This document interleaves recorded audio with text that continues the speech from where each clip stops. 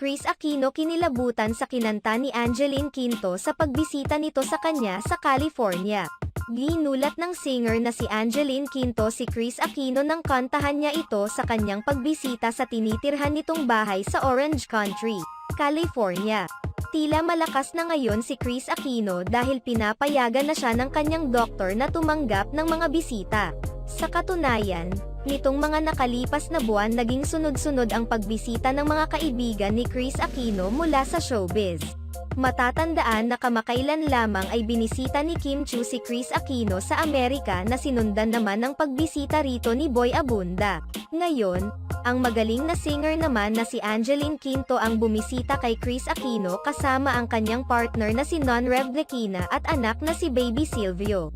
Masayang ibinahagi naman ni Kris Aquino sa kanyang Instagram feed ang taus-pusong pag-awit sa kanya ni Angeline Quinto ng theme song sa kanyang ABS-CBN morning show noon na Kris TV. Labis namang nagpapasalamat si Kris Aquino sa pagbisita sa kanya ni na Angeline Quinto kasama ang pamilya nito. "Thank you for visiting me at La Angeline Quinto, it's a great feeling to reminisce. That's the good thing about the past, you get to choose which memories to bring with you." Samantala, ibinahagi rin ni Kris Aquino sa caption ng kanyang Instagram post ang muling paghihiwalay nila ni Mark Leviste na napagdesisyonan niya noong November 3. Mahirap umano ang isang long-distance relationship sa katulad niyang sumasailalim sa mga physical demanding treatments. "May I clarify something I saw from the @inquirer.net feed. It was dated November 9. Unfortunately by the time that post came out it was no longer true.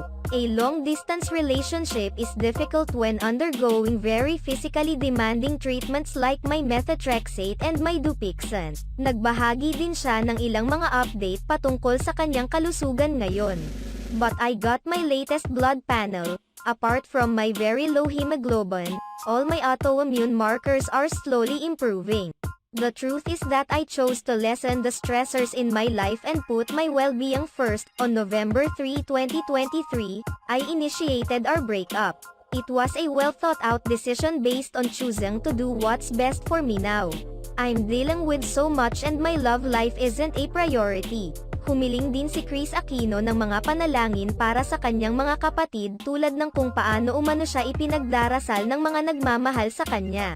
"To protect my family's privacy, please allow me to not give details about something that's weighing heavily in our hearts. If you can pray for my sisters too, in the way you're praying for me. Sobra-sobra ang pasasalamat ko." Samantala, masaya rin ibinahagi ni Kris Aquino ang ilang magagandang balita patungkol sa kanyang kalusugan, kung saan ibinahagi niya na mula sa 5 autoimmune diseases na kanyang kinakalaban ay bumubuti na umo ang kanyang kondisyon sa ngayon. Samantala, masaya rin ibinahagi ni Kris Aquino ang ilang magagandang balita patungkol sa kanyang kalusugan, kung saan ibinahagi niya na mula sa 5 autoimmune diseases na kanyang kinakalaban ay bumubuti na umano ang kanyang kondisyon sa ngayon.